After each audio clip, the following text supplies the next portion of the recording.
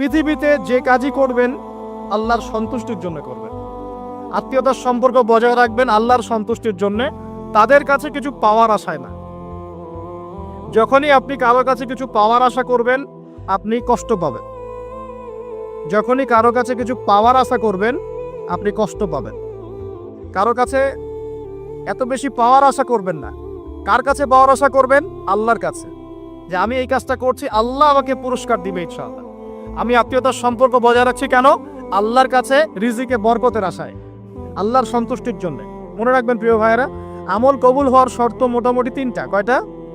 1 number, আমলগুলো হতে হবে আল্লাহর সন্তুষ্টির জন্য। 1। 2 নাম্বার, আমলটা হতে হবে রাসূলুল্লাহ সাল্লাল্লাহু আলাইহি ওয়াসাল্লামের পদ্ধতিতে, অন্য কারো পদ্ধতিতে নয়। 3 নাম্বার, আমলটা করার জন্য আপনার রিজিকটা হতে হবে হালাল। হারাম রিজিকের আমল আল্লাহর কাছে কবুল হয় না। আল্লাহ পাক আমাদের সবাইকে হালাল রিজিকের ব্যবস্থা করে দিন এবং রিজিকটাকে প্রশস্ত করুন, আমিন। তো রিজিক লেখা হয়ে গেছে 2। 3 নাম্বার, লেখা হয়ে গেছে এ ব্যক্তি কি কি কাজ করবে দুনিয়ায়। এ ব্যক্তি দুনিয়ায় কি কি কাজ করবে সব লেখা হয়ে গেছে। এখন যদি একটা চোর বলে যে আল্লাহ পাক আমার তাকদিরে লিখেছিলেন যে আমি চুরি করব, তাই আমি চুরি করেছি। এখন যদি একজন ধর্ষক বলে আল্লাহ আমার তাকদিরে লিখেছিল যে আমি ধর্ষণ করব, তাই ধর্ষণ করেছি। এখন যদি যারা এই জনগণের কিছু সম্পদ আত্মসাৎ করে খেয়ে ফেলছে তারা যদি বলে আল্লাহ তাকদিরে লিখছিলেন জন্যই দুর্নীতি করেছি, তাহলে কথাটা কি হবে? গ্রহণযোগ্য হবে? এখন যদি দলিল দেয় তাকদিরে তো লেখা ছিল। এই আকীদাটার নাম হচ্ছে জাবারিয়া আকীদা। কি আকীদা? জাবারিয়া। এমন একজন ব্যক্তি উমর রাদিয়াল্লাহু আনহুর দরবারে এসেছিল। চোর চুরি করেছে, ধরা পড়েছে। উমর রাদিয়াল্লাহু আনহু বলেছেন হাত কেটে ফেলো। তখন সে বলছে যে আমার হাত তো কাটা যাবে না। কেন? আল্লাহ পাক তাকদিরে লিখেছেন আমি চুরি করব, তাই চুরি করেছে।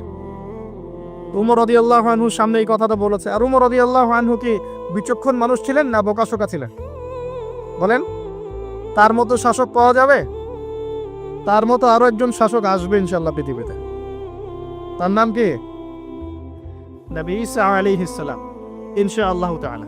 এবং তার আগে আরো একজন ইমাম আসবেন। তার নাম কি? তার নাম হচ্ছে মুহাম্মদ। কি নাম? তার নাম মুহাম্মদ, তার উপাধি হচ্ছে মাহদি। কখন আসবেন? যখন পৃথিবীতে যুদ্ধ বিগ্রহ ছড়িয়ে পড়বে, ব্যাপক আকারে মালহামা চলবে, তখন আসবেন। কাদের পক্ষে আসবেন? মুসলিমদের পক্ষে। কি উদ্দেশ্যে আসবেন? সারা বিশ্বে জুলুম তুলে ফেলার জন্য। আরো কি হবে? বললাম ভূমিকম্পের বছরগুলো আসবে সামনে, এবং মুতায়নুন শাদীদ, মহামারীও আসবে। আরো কি? বড় বড় 3টা ভূমিকম্প বাকি আছে এখনো। আগে বলেছি লেকচারে, একটা পৃথিবীর পূর্বে, একটা পশ্চিমে, একটা মাঝখানে। এগুলো এখনো বাকি আছে। বিশ্বে অনেক কিছু হওয়া এখনো বাকি আছে। এখন যা দেখছি এগুলোই স্বপ্ন, এটা চলে যাবে। আরো নতুন সময় আসবে ইনশাআল্লাহ তাআলা। আমাদের দায়িত্ব কি? আমাদের দায়িত্ব পরিস্থিতি বুঝে দিন ধরে রাখা, আমল করা এবং মানুষকে দিনের দিকে আহ্বান করা।